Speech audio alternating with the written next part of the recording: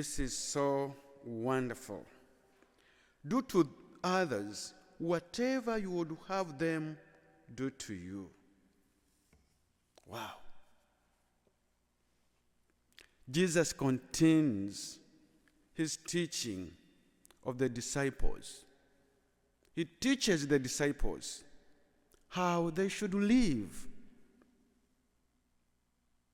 He begins by instructing them to ask.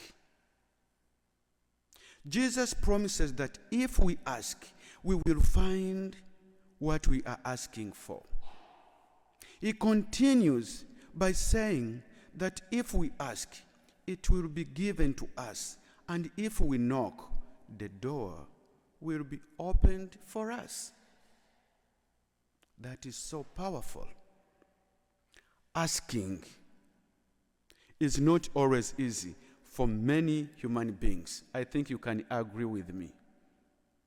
To ask, sometimes, like in my culture, asking is really, but you can see someone and you just offer some help. Why do people fear asking?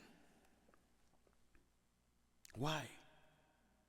Because sometimes when people give, they end up telling everybody that they have helped so-and-so, they are feeding so-and-so. So some people become hesitant in asking. Most of us are pretty independent, and perhaps at times too independent. The phrase or thought, "I can do it by myself," is ingrained in many of us. And to a degree, this may be a good attitude to have sometimes. We enjoy helping others. Yet for many of us, it is not easy to ask for help. We actually may be more comfortable helping others rather than receiving help from others. Now ask yourself, how good are you at asking God for help?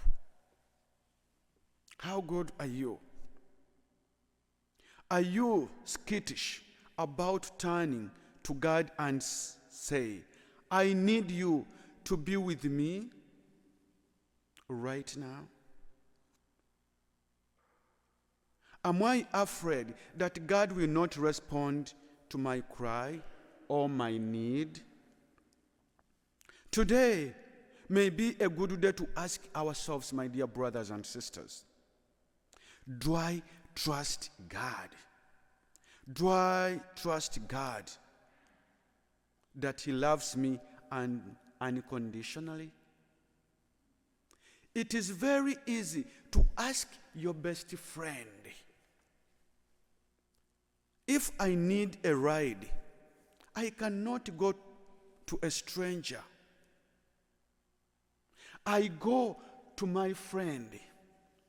If I need some dinero, I go to my friend because I know him or her. But why don't we go to the strangers? Because we have made them strangers. And that's why sometimes we make God stranger. We fear to go to Him and say, "Lord, I'm in trouble." Let us try to make God our best friend. That's why sometimes when I'm in trouble, the first person I go to is God, because I know He cannot let me down. Human beings can let us down, but God cannot.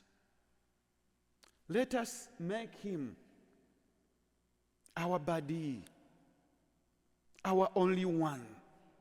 When you have trouble with your wife, with your children, before you go to consult other people, counselors and what, first talk to Him. "Lord Jesus, I'm going to meet a counselor about my kid.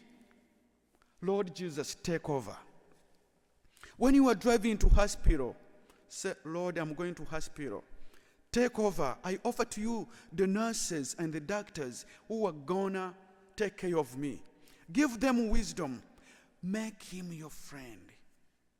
Because he's the one who has told us, ask and you'll receive. Knock and the door will be opened unto you. Today, ask God for what you need and desire. Stay attentive and notice God's presence today. God is with you and with me. Do we really believe that? Do we really feel God's presence when we go for mass or for prayers? When you have personal prayers, do you feel that Jesus is present?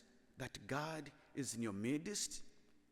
Or sometimes we go for mass because it is our culture to go to mass. But you go out and you feel like you have not felt anything. Because we have not made God our best friend. I always joke with young couples when they come for instruction for marriage. This is your best friend. Go out with him and enjoy. Take time to listen to each other.